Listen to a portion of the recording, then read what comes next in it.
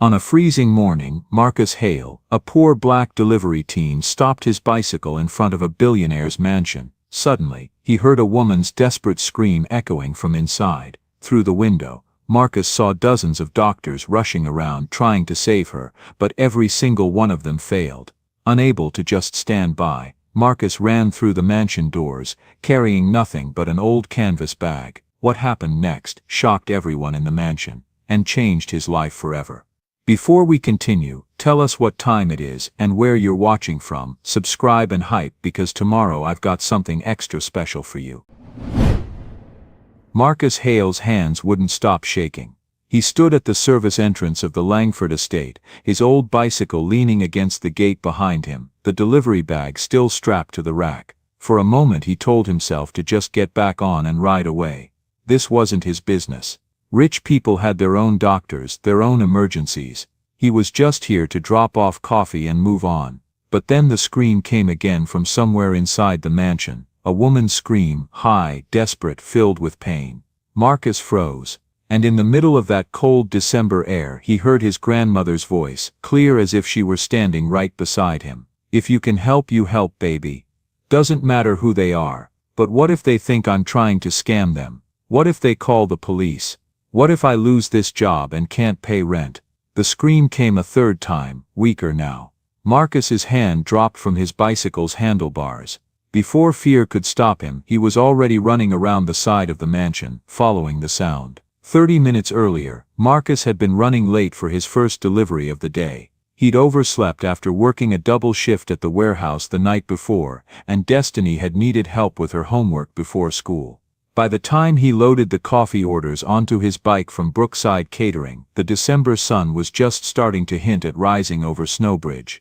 The Langford estate was his first stop. 20 premium coffees for the household staff, ordered every Tuesday morning like clockwork. Easy delivery, decent tip, in and out.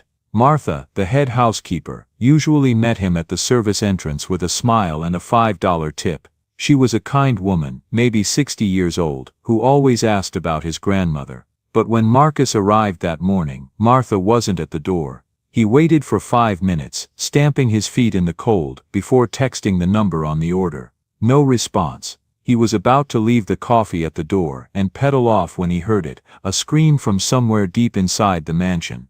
Marcus froze, one hand still on the handlebars of his bike. "Not your business. Just leave the coffee and go." But the scream came again, and this time Marcus heard other voices too, panicked voices, someone shouting orders, the chaos of an emergency. That's when Marcus made the decision that would change everything. He ran around the mansion until he found himself beneath a massive second-floor window. Through it he could see into a bedroom, no, a suite larger than his entire apartment. An elderly woman lay on a 4-poster bed, her small body rigid and convulsing. Around her stood at least a dozen people in white coats, doctors, Marcus realized. A lot of doctors, and they all looked terrified. Marcus watched a tall woman with gray hair, clearly in charge, barking orders at the others. Watched them trying medication after medication. Watched monitors beeping frantically. Watched a man who looked familiar, maybe from magazines or TV, standing by the window with his hands in his hair, looking like his world was ending. The elderly woman convulsed again, and Marcus felt his stomach drop. He'd seen seizures before. Growing up in Frostvale, you saw everything. But this looked wrong. Her color was wrong. The way her body moved was wrong. And there was something else. Marcus's nose picked up a scent, even from outside. Floral but chemical, like fake flowers, not real ones. 3 years ago, a woman in their building, Miss Sarah Williams, had seizures just like this. She'd bought cheap essential oils from a street vendor, trying to help with her breathing problems. Instead, she'd nearly died. Mama Marin had saved her. "Fresh air first," she'd said. "Get her away from whatever's poisoning her. Then herbs to help the body clear it out." Marcus watched the doctors in that expensive bedroom, throwing modern medicine at a problem they didn't understand, and he knew what was wrong. But who would listen to him? A 19-year-old delivery boy from Frostvale. He stood there, frozen with indecision, for maybe 20 seconds that felt like hours.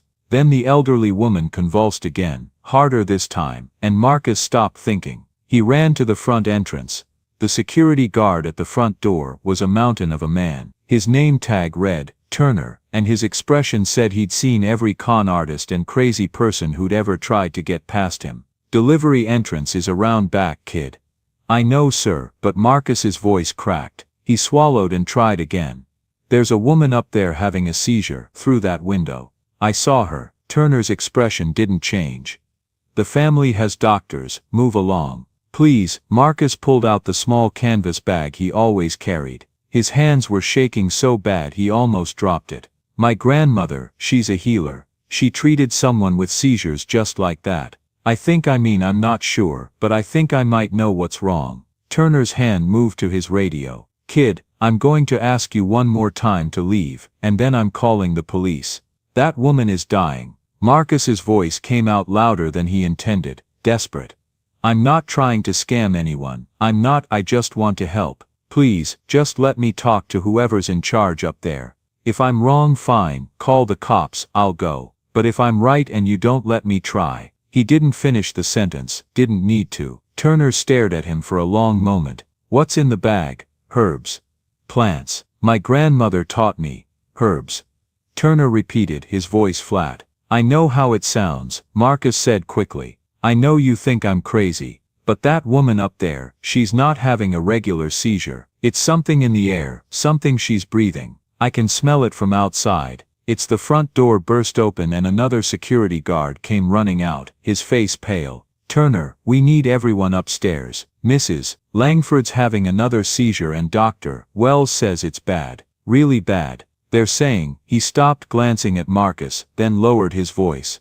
They're saying she might not make it this time. Turner looked at the other guard, then back at Marcus, standing there with his canvas bag, trembling hands and desperate eyes. What's your name, kid? Marcus Hale. Before Turner could say anything else, a commanding voice echoed from the top of the grand staircase. What's going on here? Richard Langford stood there, tall but tense, his face pale with worry. Even in his tailored suit, he looked exhausted, like a man who hadn't slept in days. Sir, Turner began carefully. This boy says he knows what's wrong with Mrs. Langford. Richard's sharp gaze landed on Marcus. You said you know what's wrong with my mother. Marcus's voice came out shaking but steady. I think so, sir. I was making a delivery, and I saw her through the window. I've seen someone have seizures like that before. My grandmother treated it. I think it's something in the air, something she's breathing. One of the guards scoffed quietly, but Richard didn't take his eyes off Marcus. He came down the stairs slowly. You're a delivery boy. Yes, sir, but please, if you just let me explain. If I'm wrong, I'll leave, but if I'm right, I can help. Richard hesitated only a moment, torn between reason and desperation. Then he turned to the guards.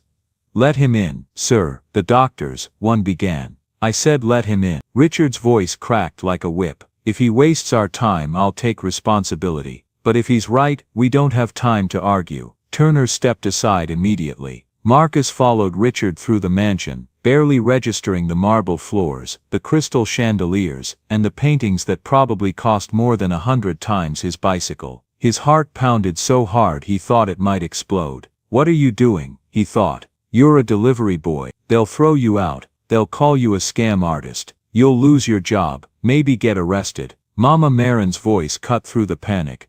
Knowledge is meant to be shared, baby. If you can help, you help. They climbed a sweeping staircase, other staff members rushing past them, the air thick with fear. At the top of the stairs, they reached a heavy double door guarded by more security. Richard didn't hesitate. He threw the doors open himself. The room was chaos, barely contained. 15 people in white coats crowded around a massive 4-poster bed. Medical equipment beeped and hummed. The elderly woman, Mrs. Langford, lay rigid on the bed, her body convulsing, her face twisted in pain. Richard stopped just inside the doorway, his voice sharp. Everyone stopped for a second. A tall woman with short gray hair and exhausted eyes turned toward him. Her white coat had a name embroidered on it. Dr. Clara Wells, Maryland. Sir, we can't stop now, she started, but Richard cut her off. This young man says he might know what's causing the seizures. You're out of options, doctor. Let him speak. Dr. Wells turned toward Marcus, her eyes narrowing slightly. Who are you?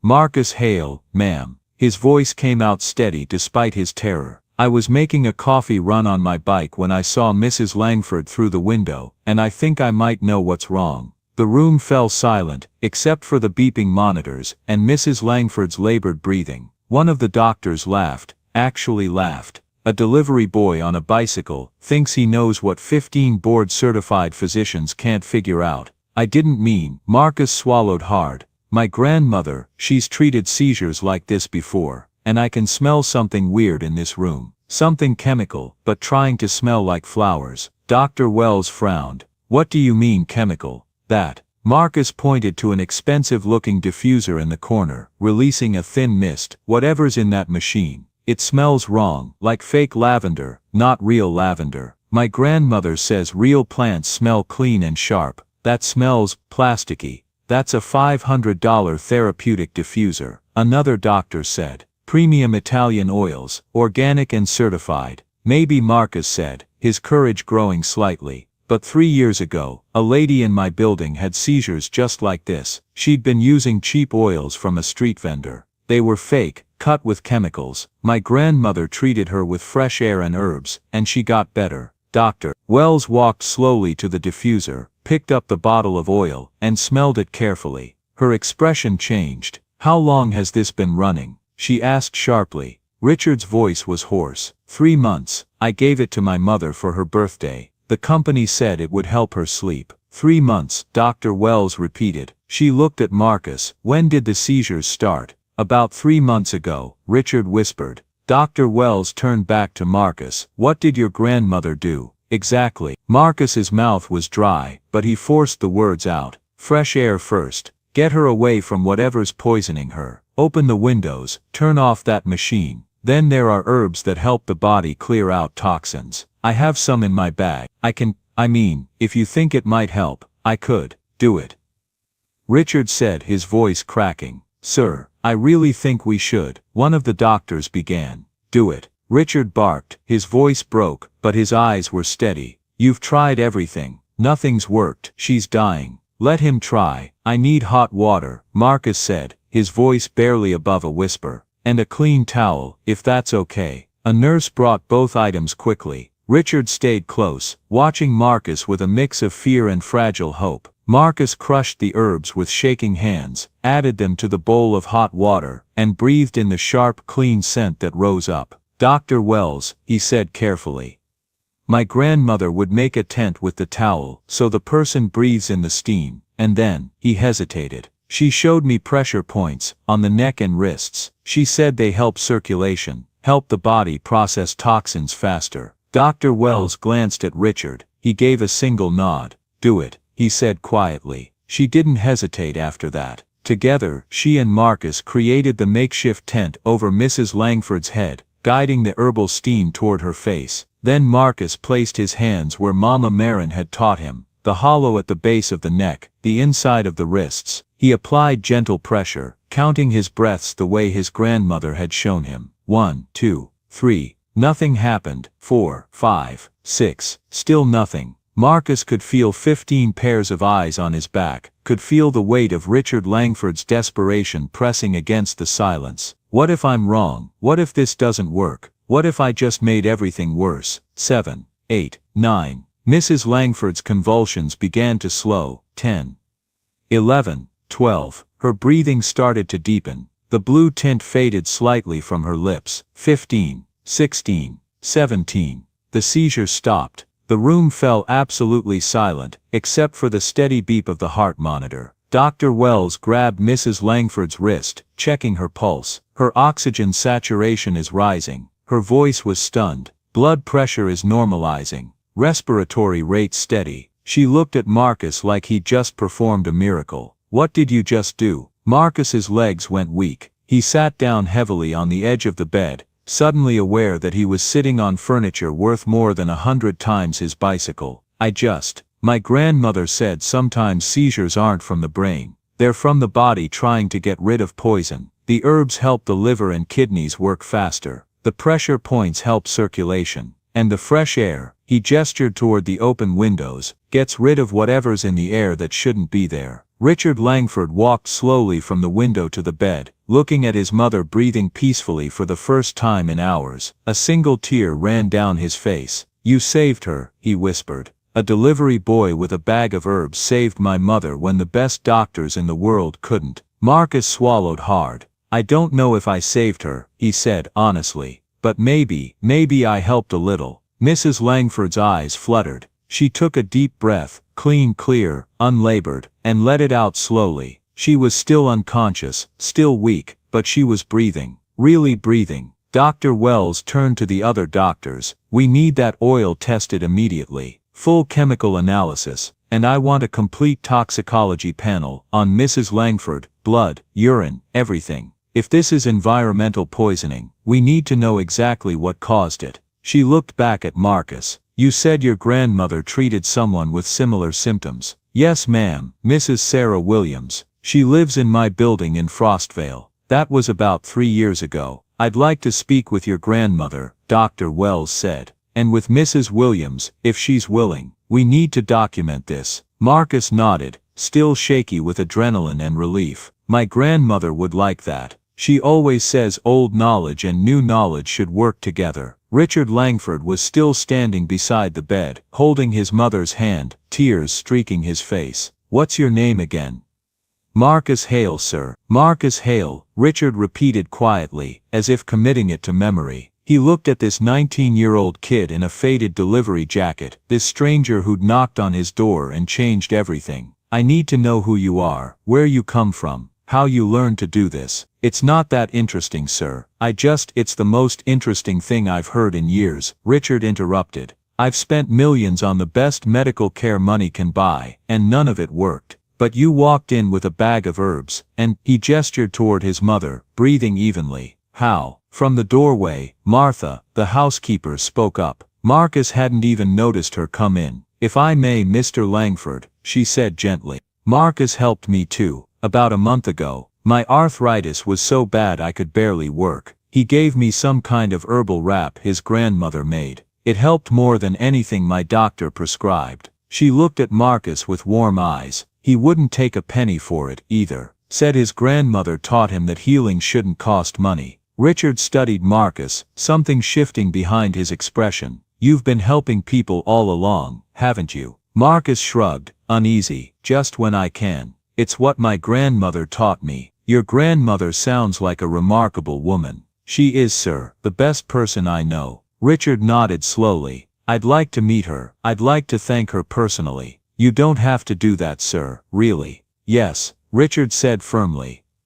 "I do, but first, they had to wait." Mrs. Langford was stable but still unconscious. Dr. Wells insisted on keeping her under observation for at least 24 hours. Marcus stayed, despite the missed deliveries, despite the risk of losing his job. Mama Marin had taught him, if you start helping someone, you see it through. Every few hours, he changed the herbal steam, adjusted the pressure points, monitored Mrs. Langford's breathing. The doctors watched him work, skepticism slowly turning to curiosity. "Where did you learn anatomy?" one finally asked. "Those pressure points, you're hitting major vessels and lymph nodes precisely." "My grandmother taught me," Marcus said simply. "She said the body has rivers of blood, and streams of lymph, and if you know where they flow, you can help them move better." "That's actually pretty accurate," the doctor admitted grudgingly. It was late afternoon, nearly 16 hours after Marcus had first stepped inside, when Mrs. Langford finally woke up alive. Marcus Hale grew up in Frostvale, in an apartment that was too small and too cold, but it was home. He lived there with his grandmother, Mama Marin, and his little sister Destiny. Their mother had died when Marcus was 12, cancer that spread too fast, with no money for treatment.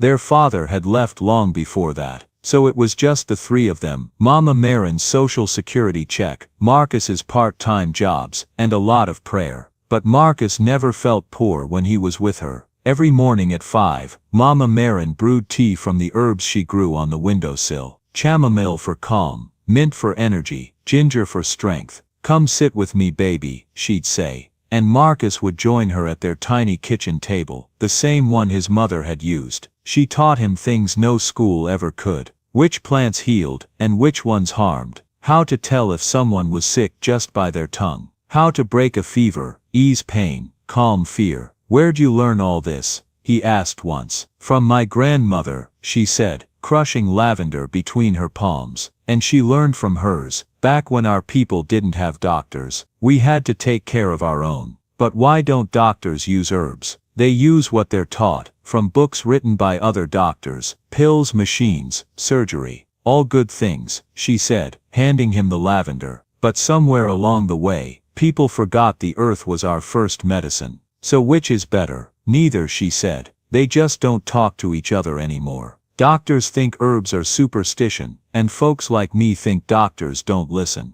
But both kinds of knowledge matter. That conversation stayed with Marcus, even after he dropped out of high school at 17 to work full-time. He still watched Mama Marin treat neighbors who couldn't afford doctors, still memorized every plant, every mixture, every method. You have a gift, she told him on his 19th birthday, 2 weeks before he saved Mrs. Langford. You see connections. You listen, that's rare. Promise me something: when you see someone who needs help, you help them. No matter who they are. Marcus promised, and 2 weeks later, standing outside the Langford estate, hearing a woman scream, he remembered that promise. The morning after Dr. Wells called, Marcus put on his best clothes, which weren't very good, and pedaled up Winter Hill on his old bicycle. In daylight, the Langford estate looked like a castle: stone walls, towers, manicured lawns. He coasted to a stop at the front gate, chained his bike by the entrance, and tried to smooth the wrinkles from his shirt before walking up the long driveway. Martha, the head housekeeper, greeted him with a smile. Marcus, I'm so glad you came. Mrs. Langford's doing much better thanks to you. That's good to hear. Mr. Langford's waiting in his study.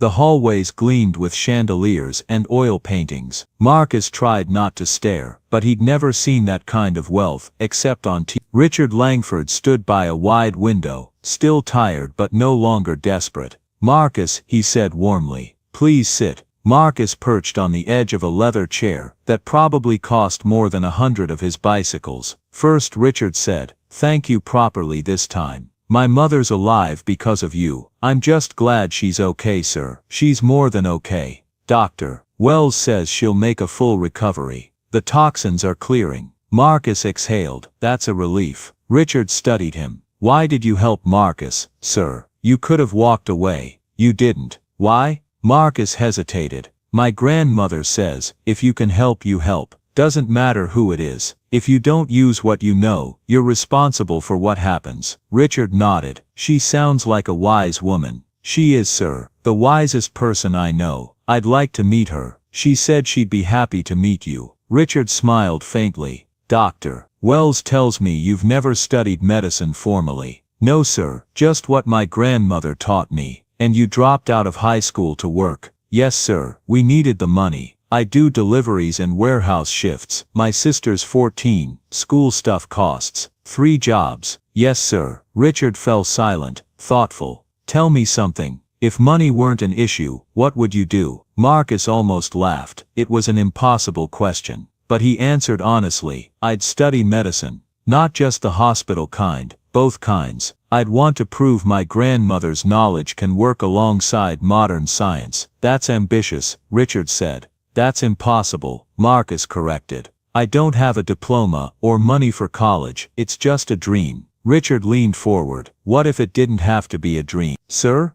What if I helped make it real? Marcus blinked. You mean pay for school? Call it an investment, Richard said. You saved my mother's life. You have knowledge the world needs, but no means to develop it. Let me fix that. I can't accept charity. It's not charity. You'll earn it. You'll work for every step. Marcus's mind spun. Why me? Because you reminded me what really matters, Richard said quietly. All my money. And I couldn't save my own mother. You could. That's something I want to nurture, not repay. I don't know what to say. Say you'll think about it, and bring your grandmother to dinner tomorrow. I'd like to meet the woman who raised you. Marcus rode home in a daze, $500 in his pocket for an hour of conversation, and a promise that felt too big to believe. By the time he coasted up to their building, The December air had numbed his fingers. He leaned his old bicycle against the wall and climbed the narrow stairs 2 at a time. Mama Marin was at the stove, stirring a pot of stew that filled the apartment with the smell of thyme and garlic. Destiny sat at the kitchen table, bent over her homework. "How'd it go?" Mama Marin asked without looking up.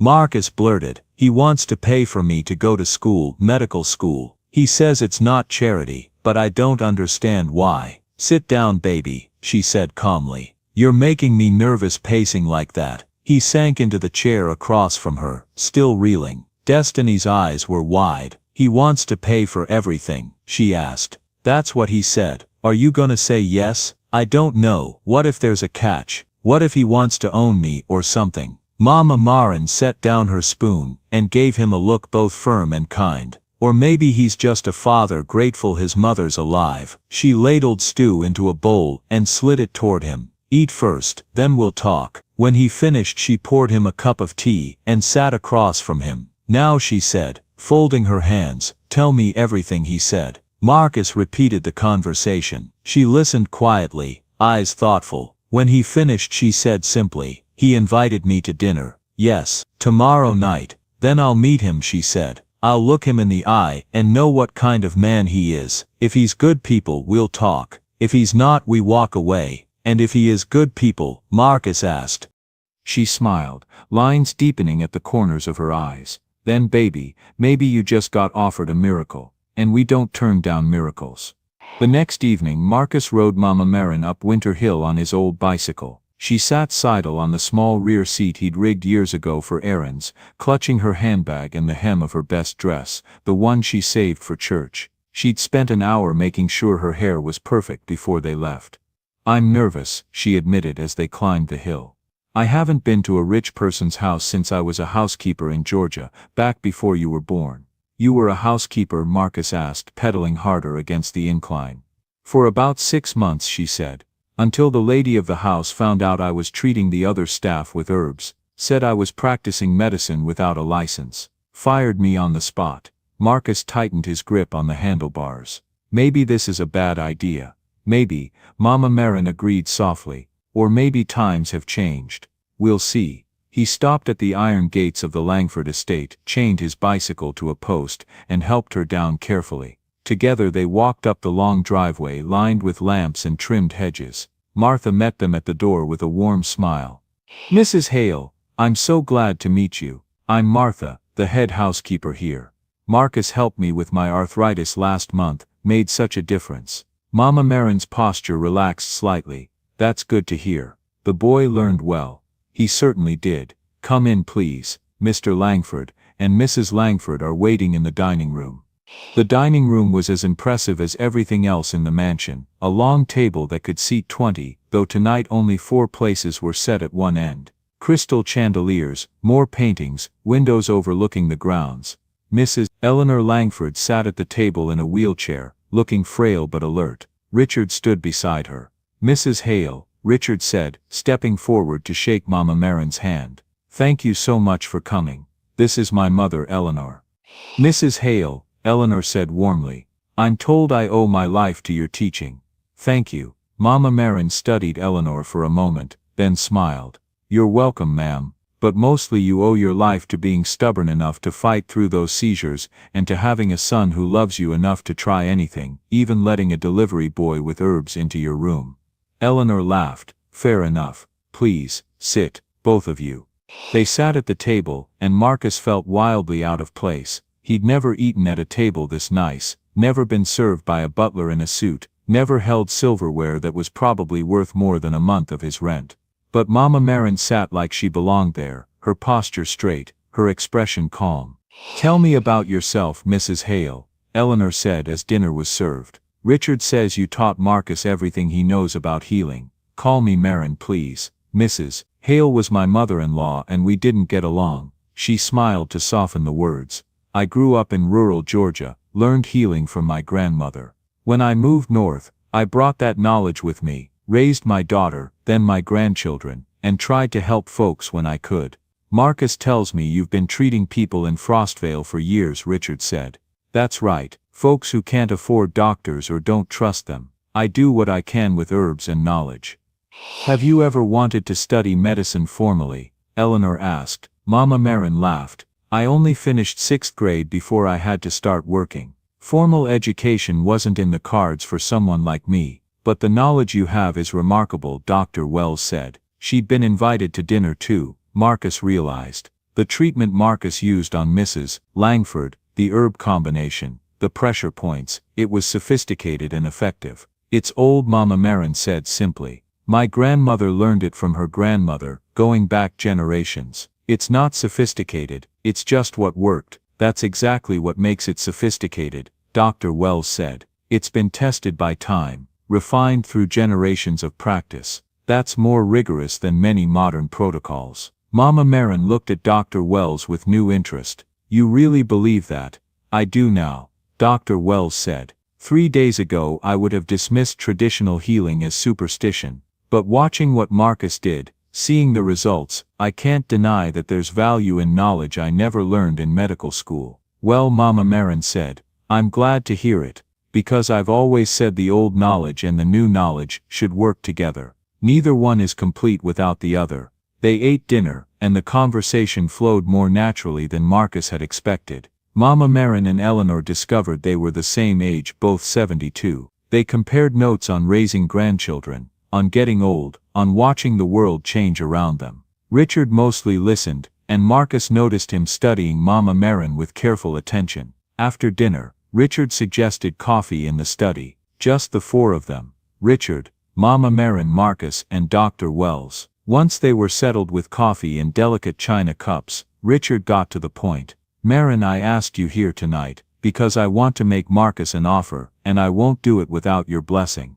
Mama Marin set down her coffee cup. I'm listening. I want to fund Marcus's education, all of it. GED preparation, undergraduate degree, medical school, whatever additional training he needs. I want to give him the opportunity to become the kind of doctor who can bridge the gap between traditional healing and modern medicine. Mama Marin didn't respond immediately. She looked at Richard for a long moment. Why? She finally asked. Because he saved my mother's life. Because he has a gift that shouldn't be wasted.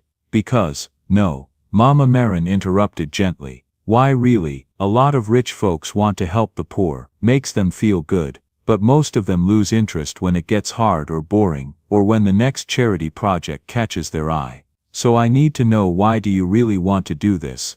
Richard was quiet for a moment. Then he said, because 3 days ago I realized something. I have more money than I could spend in 10 lifetimes, but I couldn't save my own mother. Marcus has almost nothing, but he could.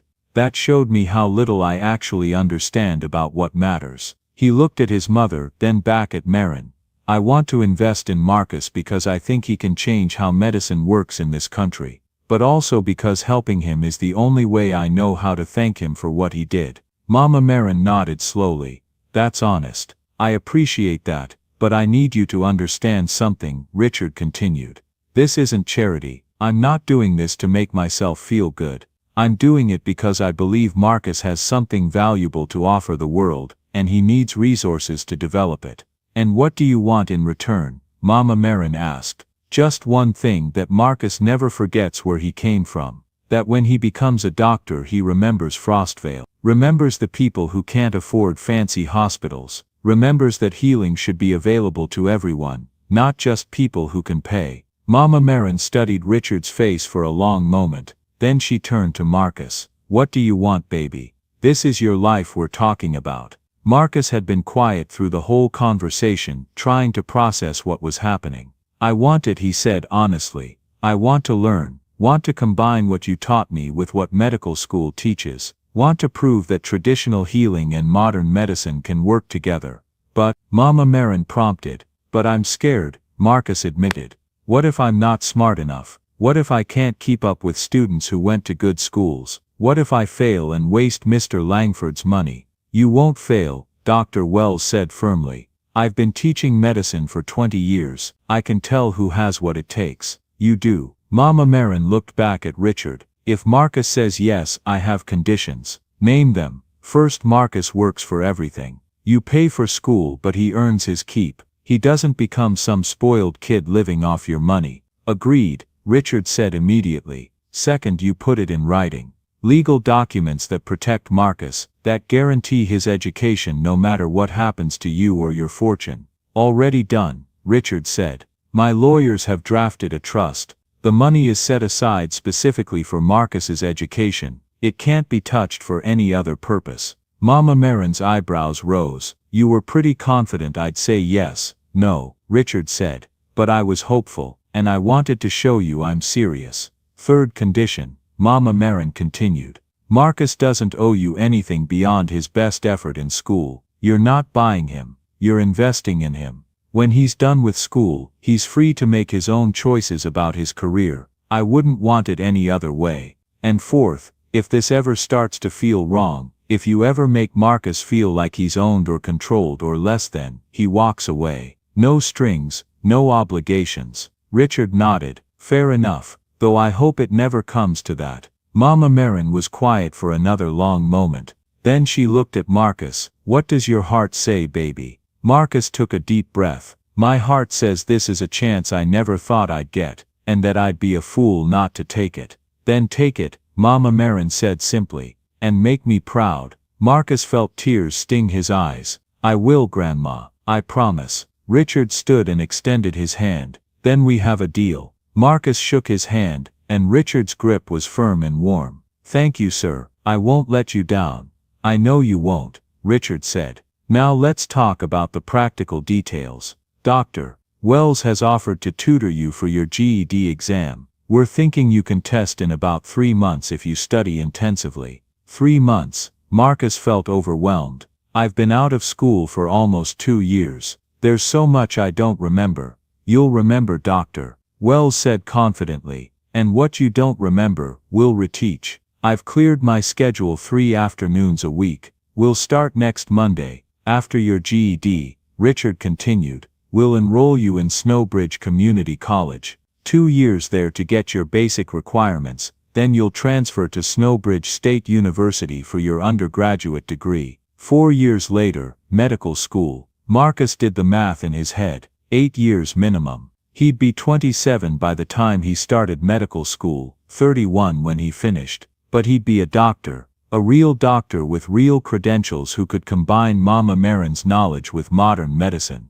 I'll do it, Marcus said. Whatever it takes, I'll do it. I know you will, Mama Marin said, taking his hand. But Marcus, remember something from me. What, Grandma? Don't let all this education make you forget what you already know. Don't let those fancy doctors convince you that herbs and old knowledge are worthless. You stay true to what I taught you, hear me. I will, Grandma, I promise. That night, riding home to Frostvale, Marcus felt like he was floating.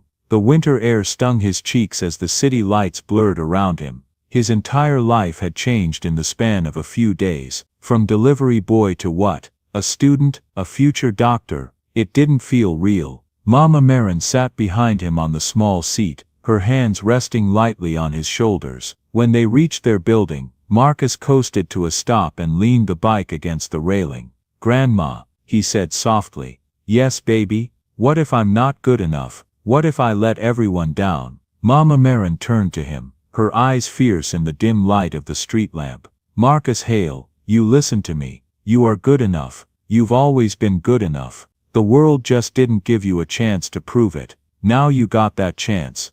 Don't waste it worrying about whether you deserve it. Just work hard and do your best. That's all anyone can ask. Marcus nodded, blinking back tears. Okay, Grandma.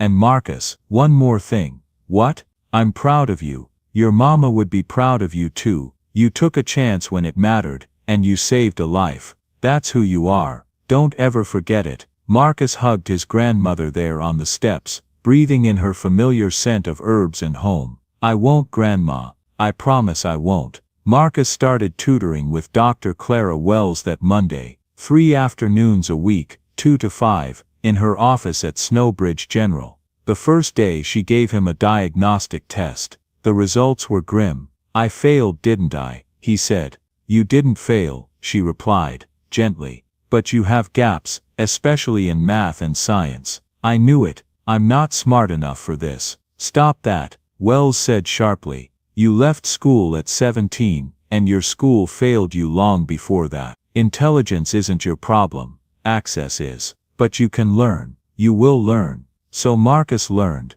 3 afternoons a week with Dr. Wells, nights at the warehouse to help Mama Marin with rent, mornings making sure Destiny got to school. Richard Langford had offered to cover expenses, but Mama Marin refused. Marcus needs to stay grounded, she'd said. Work keeps a man honest. 2 months in, Marcus was exhausted, his hands cramped from writing, his eyes burned from studying after 10-hour shifts. At 2 a.m., one night, surrounded by algebra homework, he dropped his head onto the table and whispered, "I can't do this." Mama Marin appeared in her bathrobe, leaning against the doorway. "You thinking about quitting?" He didn't look up. "How'd you know?" "Because you look like your mama used to when life got heavy. Maybe I'm not cut out for this." "And what?" she said.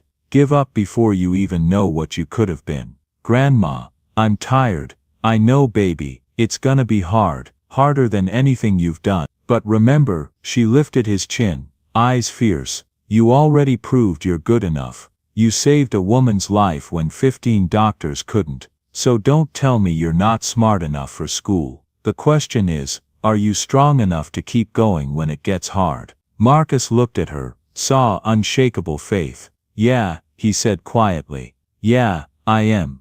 Good. Now finish your homework." 3 months later, he took his GED exam, passed every section on the first try. "I'm proud of you," Wells said. "Now the real work begins." Marcus enrolled at Snowbridge Community College that spring. 20 years old, older than most, working nights, terrified he'd fail. The first semester nearly broke him. He failed his first quiz, got a C on his first essay, barely passed algebra. But he refused to quit. He went to every office hour, asked questions even when he felt stupid, studied until the library closed. Slowly, he began to catch up. His biology professor, Dr. Patricia Hayes, noticed. "Marcus," she said one day, "your last exam was excellent. Best in class. What changed?" "I dropped out of high school. I'm behind, but I'm trying to catch up." "You're working while studying?" "Yes, ma'am. Nights at a warehouse." Dr. Hayes nodded, impressed. "You should take my ethnobotany seminar next semester. The study of how cultures use plants for healing. I think you might have unique insights." Marcus's heart jumped. "Yes, ma'am, I'd love to." That seminar changed everything. For the first time, what Mama Marin had taught him mattered. The herbs she used, the remedies passed down through generations, here they were respected. "Can anyone explain feverfew's use for migraines?" Dr. Hayes asked one day. A student rattled off its chemistry. Marcus added quietly, "My grandmother uses feverfew for headaches, but it has to be fresh. You take it daily with food. It works slowly, not like aspirin." The class fell silent. Then Dr. Hayes smiled. "Exactly right. Studies confirm that." "How did she learn that?" 50 years of treating people, Marcus said. "That's empirical research," Dr. Hayes told the class. "Observation refined over decades, more rigorous than most clinical trials." After class, students gathered around him, curious. "My abuela does that too," one said. Marcus smiled. "Maybe superstition hides science. You just have to look closer." Word spread. Professors invited him to speak in their classes. Dr. Hayes urged him to document Mama Marin's methods. "This knowledge is disappearing," she said. "Write it down before it's lost." So Marcus did. Every night he recorded interviews with his grandmother in the kitchen. Her voice steady as she named herbs, explained dosages, told stories. He cross-referenced her knowledge with scientific research, building bridges between two worlds. By the end of the year he'd written over 100 pages. Dr. Hayes read it and said, "Marcus, this is publishable." "I'm just a community college student," he said. "You're a researcher," she corrected. With her help, he submitted his paper, Traditional Herbal Remedies in African American Communities, an empirical and scientific analysis. When it was published in a peer-reviewed journal, Mama Marin cried. "My name's in a real medical journal," she whispered, tracing the page where he'd credited her as primary source. "You deserve it," Marcus said softly. "Your knowledge saved lives." Now the world knows. Transferring to Snowbridge State for his junior year, Marcus faced a new kind of challenge, privilege. His classmates came from money, spoke about gap years in Europe, and looked at him like he didn't belong. "Hey, you're that delivery boy, right?" A student named Brandon Winters sneered. "The one who saved that rich lady." Marcus kept his cool. "I'm Marcus Hale, pre-med." "Right, must be nice having a billionaire sponsor." "I work 40 hours a week," Marcus said evenly. "Sure you do," Brandon smirked. "Enjoy your charity." Marcus walked away jaw tight, but the whispers followed him. Langford's pet project, the charity case. That night, he nearly quit. "I don't belong here," he told Mama Marin. "They're just jealous," she said. "They got money, you got purpose. Big difference. It doesn't feel like it." "That's because you're different, baby. You understand what it means to earn what you have. That's strength. Don't let them make you small. You belong anywhere you decide to stand." So Marcus stayed. He studied harder than anyone. By senior year, even his critics respected him. He published 3 more papers, presented at conferences, and earned a merit scholarship on his own. When Brandon passed him on campus one afternoon, he said grudgingly, "Heard you're top of the class, Hale. Guess you're not just a charity case." Marcus smiled faintly. "Guess not." That night, he brought home his acceptance letter to medical school. Mama Marin hugged him tight, tears glistening in her eyes. "I told you," she said. "You were meant for this." Marcus smiled. "Couldn't have done it without you." She tapped his chest. "You did it with what's in here, remember that." He was 24, standing on the edge of everything he'd worked for, when his world began to shift again, proof that even the strongest dreams are built on fragile hearts. Mama Marin collapsed on a Tuesday evening in March. Marcus was at the library, studying for his organic chemistry final, when his phone rang.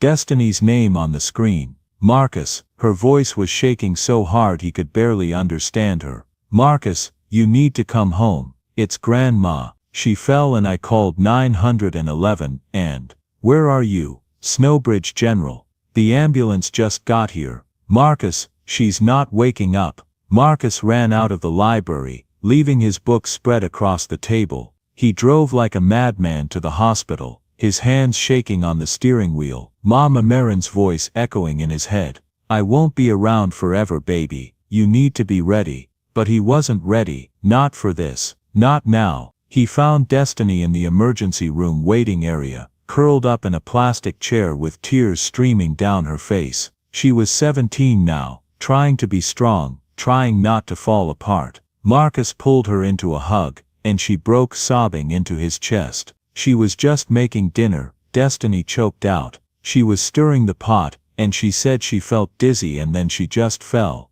I tried to wake her up, but she wouldn't open her eyes, and, "Shit's okay, you did the right thing calling 911, is she going to die?" Marcus couldn't answer that, couldn't lie to his sister, but couldn't tell her the truth that was screaming in his head.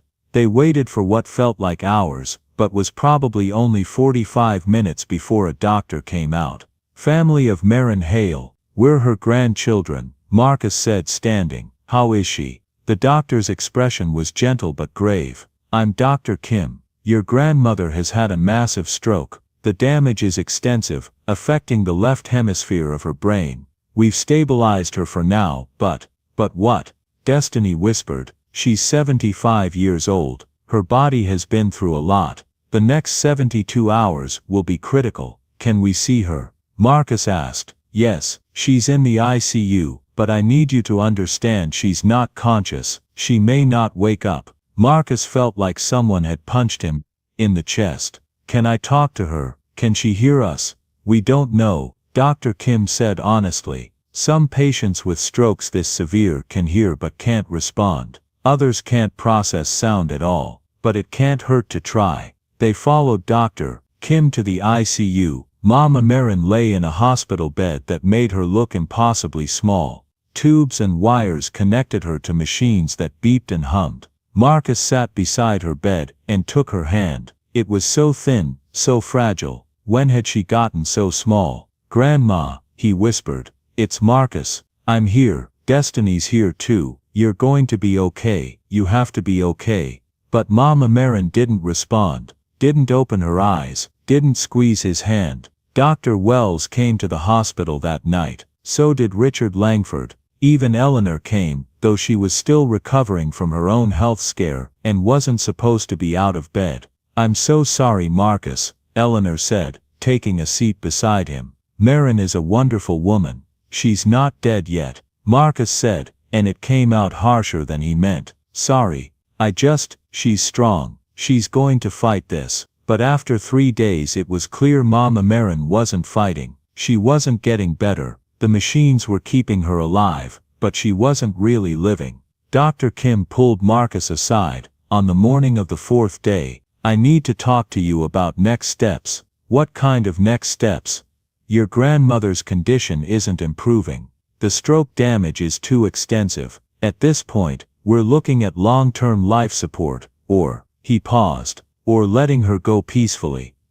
No, Marcus said immediately. No, we don't give up. Marcus, I understand this is difficult, but, you don't understand anything, Marcus said, his voice rising. That's my grandmother. She raised me. She taught me everything I know. We don't just give up on her. Dr. Kim was quiet for a moment.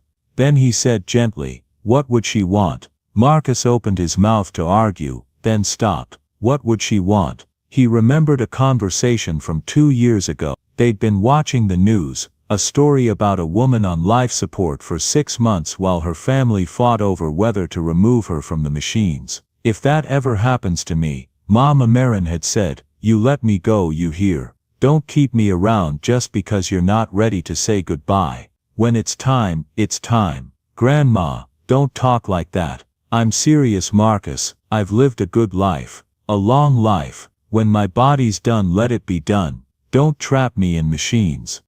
Marcus had promised her then, had told her he'd respect her wishes, but that was before it was real. Before he was actually standing in a hospital facing the choice. He spent the next day sitting with Mama Marin, holding her hand, talking to her about everything and nothing. He told her about his classes, about his research, about his plans for medical school. Told her about the health clinic he wanted to open someday in Frostvale where people like her could get care that respected their traditional knowledge while providing modern medicine too. I can't do it without you, Grandma, he whispered. I don't know how to do any of this without you. That evening as the sun set over Snowbridge, Marcus felt Mama Marin's hand twitch in his. He sat up straight, his heart pounding. Grandma, can you hear me? Her eyes fluttered open just for a second. They were cloudy, unfocused, but they found his face. Marcus, she whispered. It was barely a sound, but he heard it. I'm here, Grandma, I'm right here. You did good, baby. Made me proud. You're going to be okay. You just need to rest. And no, she interrupted, her voice stronger. Time to go. Don't say that. You're strong. You can fight this. Don't want to fight. Each word was an effort. Want to rest. Tears streamed down Marcus's face. I'm not ready. I can't lose you. Mama Marin's hand tightened slightly on his. Yes, you can. You're ready. Been ready for a long time. Please don't go. Use what I gave you, she whispered. Help people. All people. Rich, poor, doesn't matter. Just help. I will. I promise. Good boy. Her eyes started to close. Tell Destiny. Love her. Tell her. Be strong. Grandma. Love you, baby. Always proud. Her hand went slack in his. The machine started beeping frantically. Nurses rushed in. But Marcus knew. He knew she was gone. The funeral was held at the church in Frostvale 5 days later. Marcus had expected a small service. Mama Marin had been poor, quiet, not someone the world considered important, but the church was packed. Overflowing. People Marcus had never seen before filled the pews, stood in the aisles, crowded the doorway. They were people from the community, people Mama Marin had helped over the years. They came to pay their respects, to share their stories, to say goodbye to a woman who had touched their lives. She saved my baby when the doctors said nothing could be done. One woman said during the service, she helped me through the worst time of my life. Another said, never asked for a penny.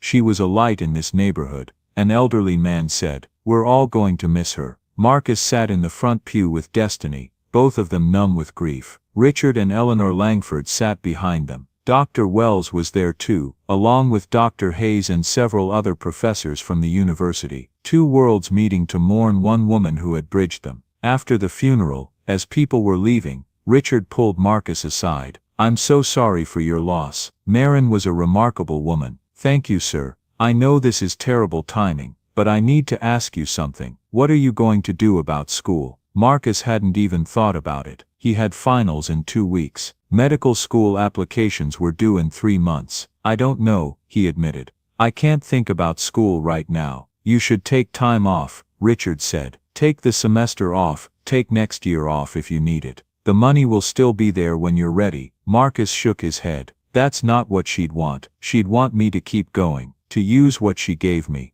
"Marcus, you just lost your grandmother. No one would blame you for." "I'm not taking time off," Marcus said firmly. "I'm finishing this semester. I'm applying to medical school. I'm doing what she wanted me to do." Richard studied his face. "You're sure?" "I'm sure." So Marcus went back to school. He took his finals while his grief was still raw. He studied while missing his grandmother so intensely it physically hurt. He applied to medical school while trying to figure out how to live in a world without Mama Marin's voice to guide him. It was the hardest thing he'd ever done, but he did it, because she'd taught him to keep going, even when things were impossible, to help even when it hurt, to use his knowledge to make a difference. Marcus Hale graduated from Snowbridge State University with highest honors. He was accepted to Snowbridge University School of Medicine with a full academic scholarship. He was 25 years old and he was going to become a doctor, just like Mama Marin had always known he would. Medical school was brutal. Marcus had known it would be hard,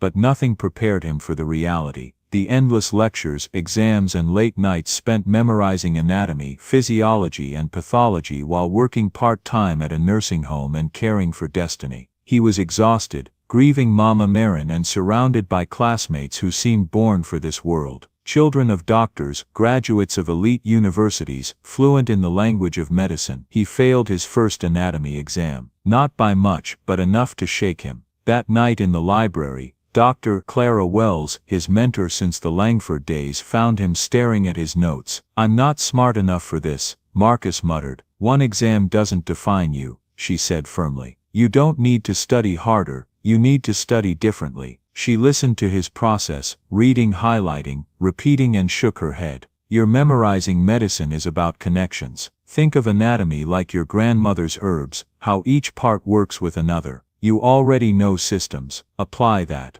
They worked for hours. She showed him how to visualize, link function to structure, think in networks. On his next exam, he scored a 92. "See," Wells said smiling. "You don't lack intelligence, you just needed your own way in." Marcus began to find rhythm in the chaos. But even as he excelled, he felt like an outsider. The only student juggling shifts at a nursing home. The only one who understood what poverty did to the body. During his second-year ER rotation he started to see the cracks in the system. Patients came back again and again, same problems, same suffering. Diabetes, hypertension, crises that could have been prevented. One patient changed everything. Mrs. Judith Thompson, 78, with dangerously high blood pressure. "She's non-compliant," the resident said. Marcus looked through her chart. 5 different medications, taken at different times, some expensive brand names. When he asked gently, "Are you having trouble remembering your meds?" Mrs. Thompson snorted.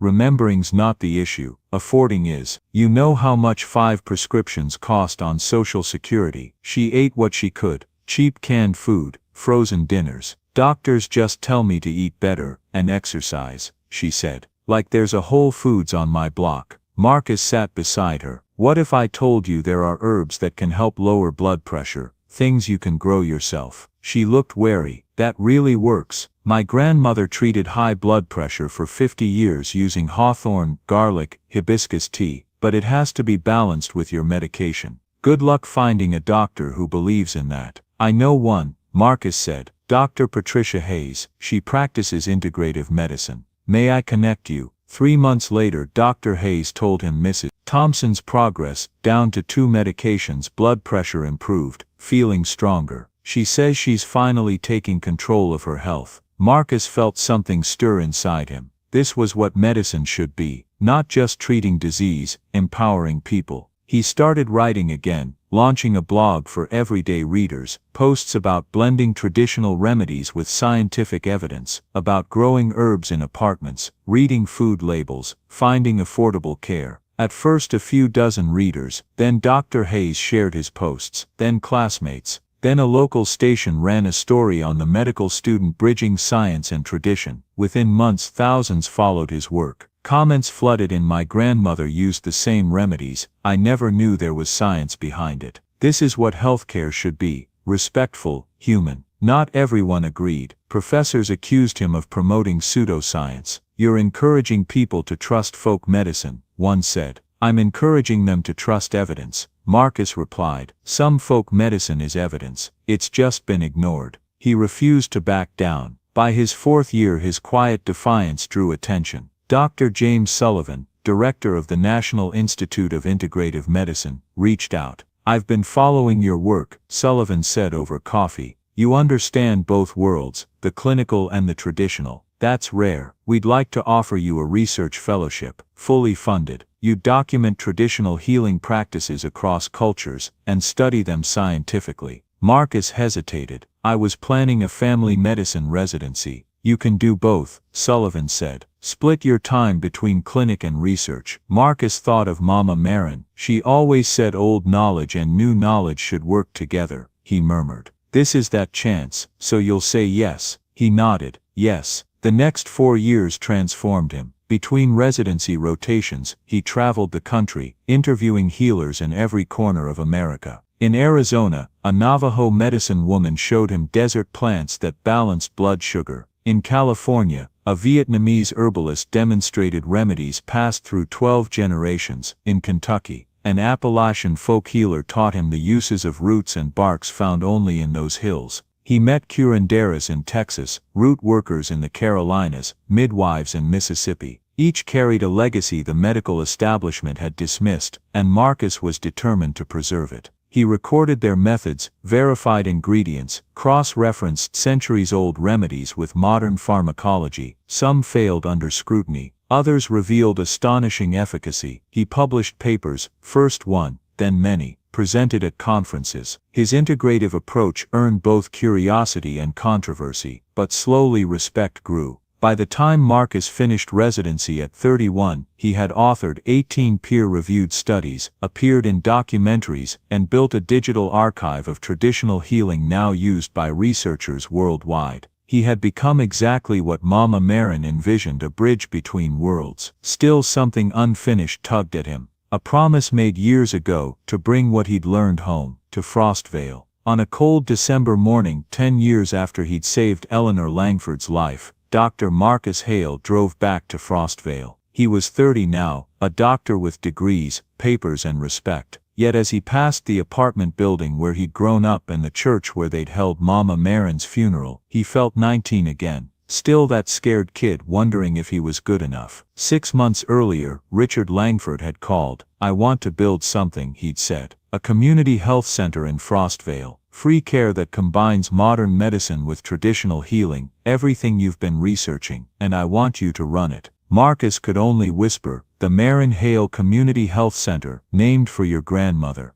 To keep her wisdom alive, say yes, Marcus, come home. And now 10 years after that fateful morning, Marcus was home. The old warehouse in Frostvale's center had become something extraordinary. Sunlight poured through wide windows onto walls painted in warm colors. The waiting room was filled with plants and photos of local families. In back an herb garden flourished, every plant Mama Marin had used to heal, now growing where patients could learn and take cuttings home. Inside the center blended worlds, exam rooms with state-of-the-art equipment beside a dispensary stocked with both pharmaceuticals and herbal medicines, a teaching kitchen for nutrition classes, a community room for workshops and support groups. At its heart was the healing circle. Once a week, traditional healers met with doctors and nurses to exchange knowledge. Neither hierarchy nor competition, just collaboration. It's beautiful, said Dr. Clara Wells as she toured the day before opening. Retired now, she still mentored Marcus. Marin would be proud, I hope so, Marcus murmured. His staff reflected that same spirit, Dr. Patricia Hayes, teaching ethnobotany, family doctors, nurse practitioners, a pharmacist fluent in both modern and herbal medicine, social workers, educators, and Martha the Langford's former housekeeper, who'd insisted on helping. "I want to give back," she'd said. "Mrs. Marin helped me once. Now it's my turn." Opening day dawned clear and cold. Marcus arrived early, nerves buzzing. What if no one comes? What if they don't trust us? By 9 a.m., the line stretched around the block. Neighbors who'd known Mama Marin, families who needed affordable care, people who still believed in healing with dignity. Eleanor Langford arrived in her wheelchair, Richard by her side. She was 88, frail but sharp-eyed. "Marcus," she said warmly, "this is wonderful. Thank you, Mrs. Langford. None of this exists without you." She shook her head. "It exists because of you, because you had the courage to knock on our door 10 years ago." At 10 o'clock, Marcus stepped to the podium before hundreds Frostvale residents, doctors, traditional healers, and 3 people in the front row. Destiny, now 27 and a social worker, Dr. Wells, and Richard Langford. 10 years ago, Marcus began, "I was a delivery boy with a bag of herbs. I had no credentials, no reason to think I could help anyone.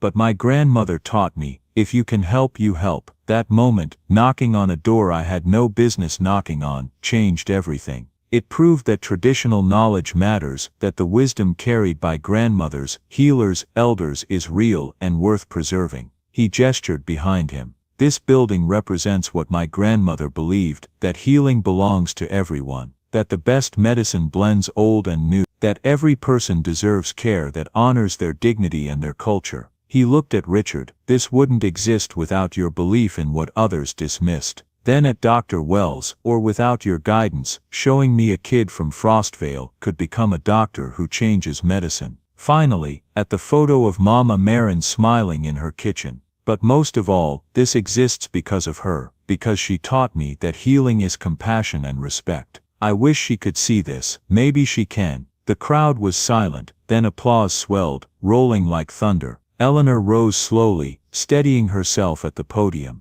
"I'm 88 years old," she said, voice clear and strong. "I've learned that what matters isn't money or possessions, it's whether you make the world better for having been in it. 10 years ago, I was dying. The best doctors couldn't save me, but a 19-year-old boy with a bag of herbs could. He taught me that wisdom exists outside privilege, that healing can come from anywhere if we're humble enough to listen." She turned to the crowd. "This young man didn't just save my life, he showed us a better way. One where different kinds of knowledge work together, where healthcare is accessible, compassionate, and shared. The Langford family is honored to support this center, but this isn't charity, it's learning. We're learning from Frostvale that the future of medicine isn't luxury, it's community." The applause rose again, louder, and Marcus felt tears sting his eyes. After the ceremony, people filled the building. Families registered for appointments, children explored the herb garden, elders shared stories of Mama Marin.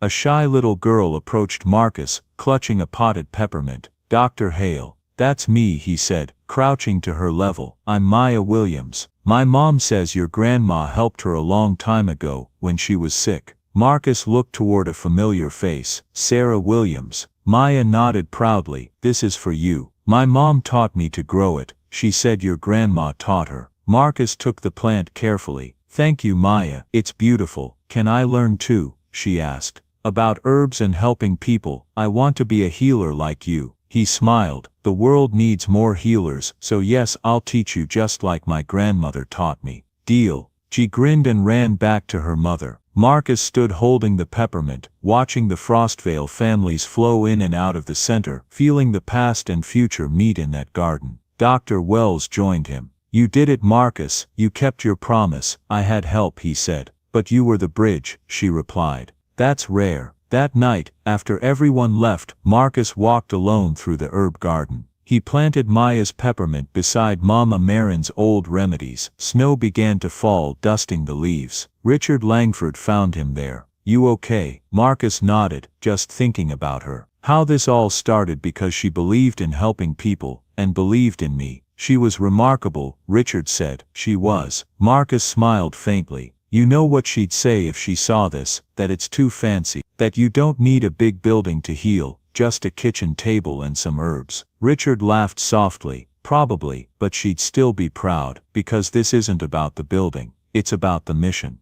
They stood quietly as snow thickened around them. Thank you, Marcus said at last, for believing in me, for honoring her. You earned it, Richard said, placing a hand on his shoulder. And thank you for saving my mother, for teaching me what really matters. He smiled. Your grandmother would be so proud. When Richard left, Marcus lingered in the cold snowflakes catching in his hair, the air sharp with peppermint and rosemary. He looked up at the dark sky and whispered, I did it, Grandma. I kept my promise. I used what you gave me to help people, and I'll keep doing it. The wind rustled through the garden, carrying the faintest echo of her voice, warm, proud, unmistakably hers. I know you did, baby. I always knew you would. The Marin Hale Community Health Center had been open for 6 months, and its impact was already undeniable. Emergency visits from Frostvale had dropped by 1/3. Complications from chronic disease were down. Life expectancy, once 12 years shorter than the city average, was rising, but numbers didn't tell the whole story. Mrs. Judith Thompson, the elderly woman Marcus had met in the ER during medical school, was now a regular patient. She'd gone from 5 blood pressure meds to 1, supplementing with herbs she grew herself. She'd lost 20 pounds and started a neighborhood walking group. I feel like myself again, she told Marcus, like I'm living, not just surviving. That was the difference. The center didn't just treat disease, it gave people power over their health. Marcus had introduced what he called healing partnerships. Instead of a doctor prescribing and a patient obeying, both became collaborators. What are your goals? He'd ask. What matters most to you? Together they'd design a plan that blended modern medicine with herbs, stress reduction, nutrition, and realistic lifestyle changes. I can write a prescription, Marcus would say, but if you can't afford it, or can't take it 3 times a day, it won't work. So let's find what will. The model was revolutionary, and it worked. Word spread fast. Soon patients came from other neighborhoods, then other cities. Articles called him the doctor who mixes medicine with grandmother's wisdom. Medical schools invited him to lecture. Hospitals wanted to copy his approach. Communities begged for their own centers. Marcus stayed humble. Frostvale grounded him. When Harvard invited him to give a grand rounds talk, he hesitated. It's 3 days away from patients, he told Destiny, over dinner. Marcus, she said gently, you can't help everyone by yourself. If you talk, maybe a student hears you, maybe they build their own center. That's helping too. She was right, the ripple mattered. So he went to Harvard, Yale, Johns Hopkins. He told the story of that December morning, a boy with herbs, a grandmother's wisdom, a billionaire's humility. People listened. Students sought him out. Residents came to train in Frostvale. Traditional healers reached out to share knowledge with a doctor who respected them. A movement was forming, yet he never forgot the heart of it, one patient at a time. One Tuesday, in the middle of clinic, Martha knocked. Sorry to interrupt, Dr. Hale, but someone's here. Says it's urgent. Can they wait? She said to tell you her name is Eleanor Langford. Marcus froze. He hadn't seen her in months. Moments later he was kneeling beside Eleanor's wheelchair. She looked frail, her once commanding presence now delicate. Richard stood behind her. Is everything okay? Marcus asked. I'm dying, Eleanor said simply, this time for real. Maybe a month, maybe less. Marcus's throat tightened. I'm so sorry, I don't want to die in a hospital, she said. I want to die like your grandmother did, at peace, not hooked up to machines. Can you help me? Marcus nodded,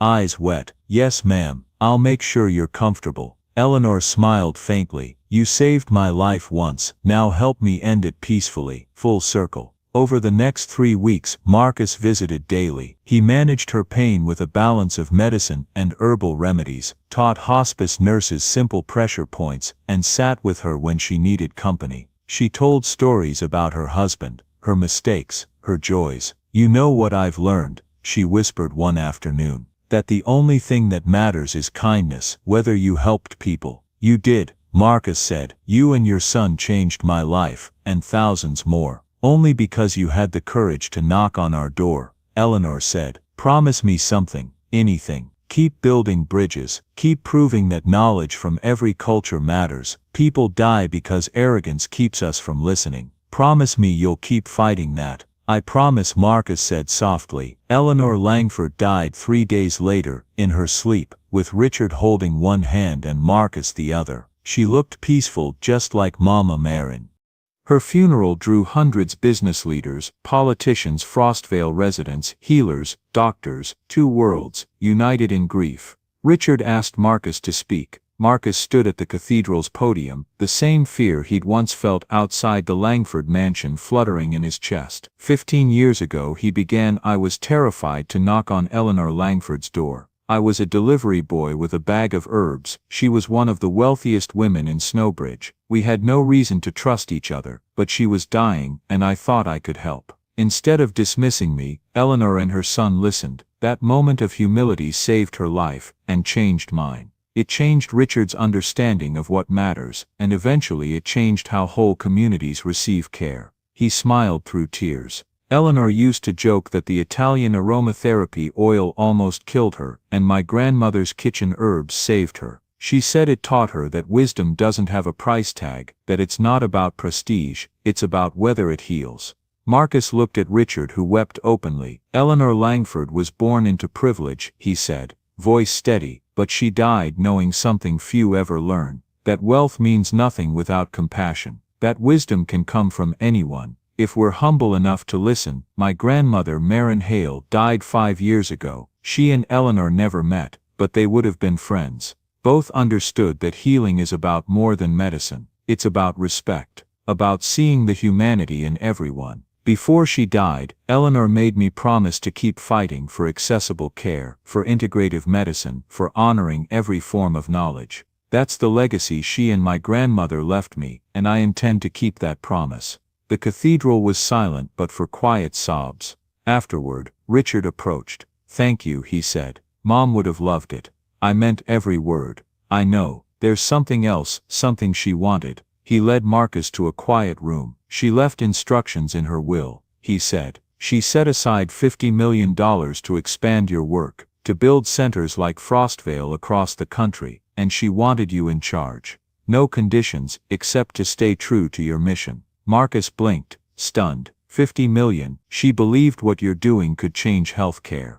Richard said gently, "Take your time to decide." But she was right. What started in Frostvale can go far beyond it. For a week Marcus wrestled with it. $50 million meant transformation, but also risk. Could he grow without losing what made the center special? He sought advice.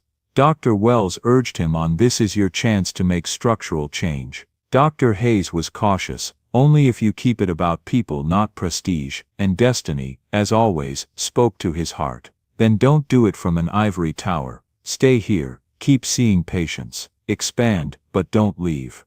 She was right. He could do both.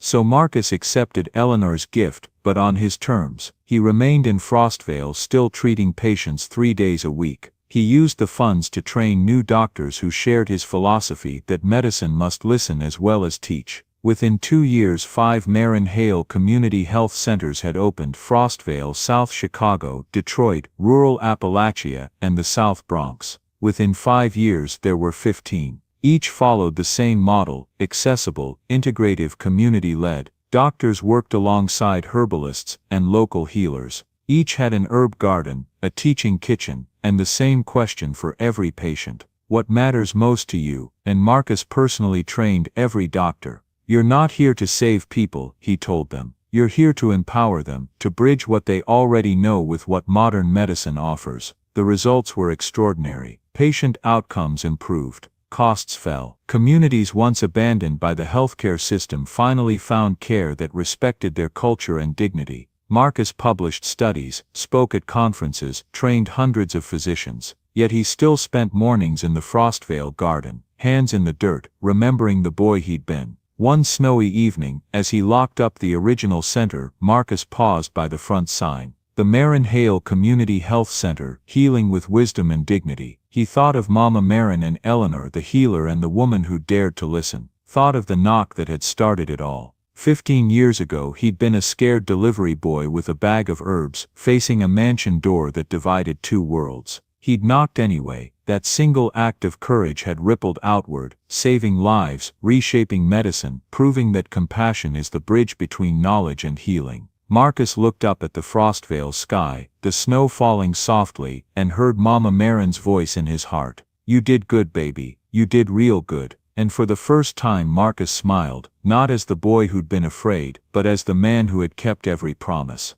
On a cold December morning, 15 years after Marcus saved Eleanor Langford's life, he stood in the herb garden of the Frostvale Center, watching the sun rise over the neighborhood where he'd grown up. He was 35 now, a nationally recognized expert in integrative medicine, director of a network of community health centers, author of 3 books, and professor at Snowbridge University. But in Frostvale he was still Dr. Hale, the man who treated neighbors, tended herbs by hand, and never forgot who he was. Destiny found him there, smiling softly, thinking about her, both of them, Marcus said, Grandma and Mrs. Langford, wondering if they'd be proud. They would, Destiny said. You're still doing what Grandma taught, helping people with dignity, just more of them now. She was right. The mission hadn't changed, only the scale. A message buzzed on Marcus's phone. Your 8 a.m. is here early. His first patient was Maya Williams, 13, tall, full of life, clutching a notebook bursting with plant sketches. Hey Dr. Hale,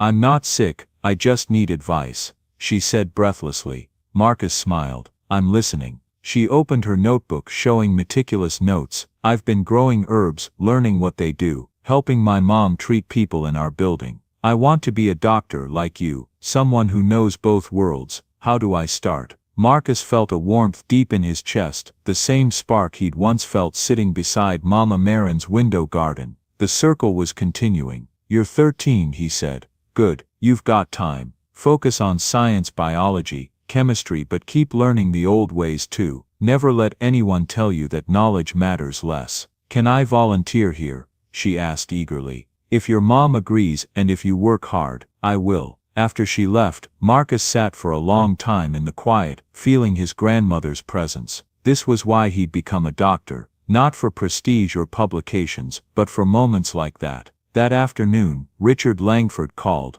Marcus, can you come to the estate? There's something I'd like to show you. The drive up Winter Hill felt like revisiting another lifetime. Richard greeted him at the door, older now, white-haired, still sharp-eyed. In his study lay a worn leather journal. My mother kept this her whole life, Richard said softly. I finally read it. There's something you should hear. He opened to an entry dated 3 days before Eleanor's death. I've been thinking about legacy. Money won't matter, but maybe I changed something. The moment I humbled myself to accept help from Marcus Hale, opened a door, not just for me, but for others. The Marin Hale Centers will prove that healing comes from many sources, that traditional wisdom and modern medicine need each other. My real legacy isn't wealth, but the courage to listen to a 19-year-old boy the world told me to dismiss. If pride had won that day, I'd be long gone. Instead, I lived to see a better way. Richard's voice faltered. She understood, Marcus. She wasn't just grateful. She was proud to have helped build what you've created. Marcus swallowed hard. Thank you for showing me. There's one more thing, Richard said, leading him outside to a secluded garden.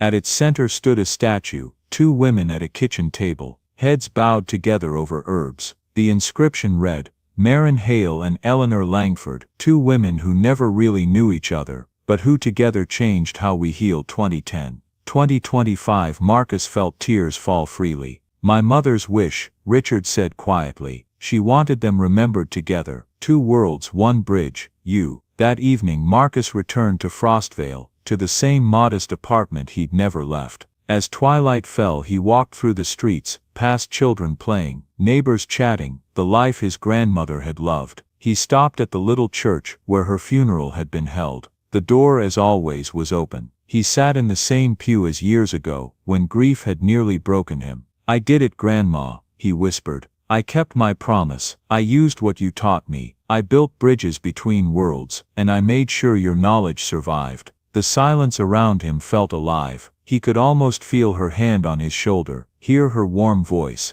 And the best part, Marcus said softly, smiling through tears, it's not ending with me. There's a girl named Maya, she's going to carry it forward. The circle keeps going. He stayed there until the stars appeared, peace settling over him at last. On his way home he passed the Marin Hale Community Health Center. The lights glowed through the windows. Inside, people were being treated with dignity and respect, just as his grandmother had taught. 15 years ago, he'd been a terrified boy with a bag of herbs, standing outside a mansion's door. He'd knocked anyway. That single act of courage had changed everything. Lives saved, doctors trained, knowledge preserved, bridges built, all because a grandmother had taught her grandson to help, no matter who needed it. All because a wealthy woman had been humble enough to listen. All because a scared teenager had chosen courage over fear. Marcus looked up at the stars, the December air cold against his face, and heard Mama Marin's voice as clear as the night sky. "You did good, baby. You did real good."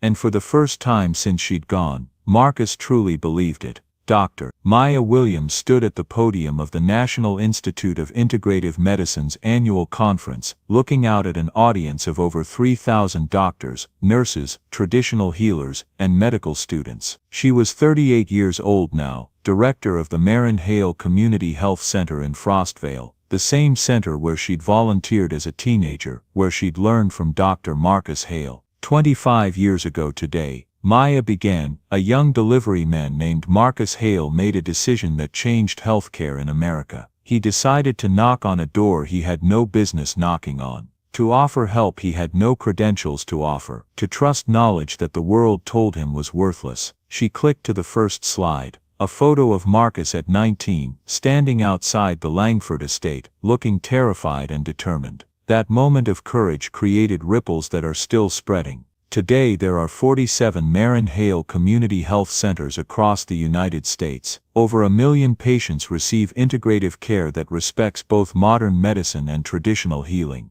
Hundreds of doctors have been trained in the approach Dr. Hale pioneered. Maya clicked to the next slide, a photo of an elderly Marcus still working in the herb garden at the Frostvale Center despite being in his 60s. Dr. Hale is retired from administrative duties now, but he still sees patients 2 days a week, still teaches medical students, still insists that the most important lessons in medicine come from listening to patients, to traditional healers, to anyone who has knowledge to share. She smiled. "He taught me that, just like his grandmother taught him." Maya clicked to a photo of Mama Marin, standing in her tiny kitchen, surrounded by herbs. Marin Hale never went to medical school, never had letters after her name, never published a paper or received an award, but her knowledge saved lives. And more than that, her wisdom, her insistence that healing belongs to everyone, that knowledge should be shared, that compassion matters more than credentials, that wisdom changed how we think about healthcare. The final slide showed the statue at the Langford estate. Marin and Eleanor, 2 women from different worlds, heads bent together over healing herbs. "This is our heritage," Maya said. 2 women who never really knew each other, but who together taught us that wisdom comes from unexpected places, that the best medicine combines different kinds of knowledge, that humility and respect matter more than prestige and credentials. She looked out at the audience. "I'm standing here today because 25 years ago Dr. Marcus Hale saw a 13-year-old girl with a potted plant and believed in her, just like his grandmother believed in him, just like Eleanor Langford believed in both of them." Maya's voice grew stronger. "And now it's our turn to carry this knowledge forward, our turn to build bridges, our turn to honor all kinds of wisdom while advancing the science of healing, our turn to prove that the best medicine happens when we're humble enough to learn from everyone." The audience rose in a standing ovation. After her presentation, Maya found Marcus in the hallway. He was using a cane now, moving slowly, but his eyes were as sharp as ever. "You did good up there," Marcus said, pulling her into a hug. "Marin would be proud." "I learned from the best," Maya said. Marcus smiled. "You learned from your mother first. Don't forget that. Sarah taught you to grow herbs before I ever met you." "I know." "The circle keeps going. That's all we can ask for," Marcus said. "The knowledge continues. The mission continues. The healing continues." They stood together in comfortable silence, teacher and student, both carrying forward a legacy that had started in a tiny kitchen in Frostvale 40 years earlier. A legacy that had been nearly lost when a young man dropped out of school to work, but that had been saved when he found the courage to knock on a door. and that now lived on in thousands of practitioners, millions of patients, and a new understanding of what healing could be. All because one grandmother taught her grandson to help people, and one scared teenager chose to listen. Join us to share meaningful stories by hitting the like and subscribe buttons. Don't forget to turn on the notification bell to start your day with profound lessons and heartfelt empathy.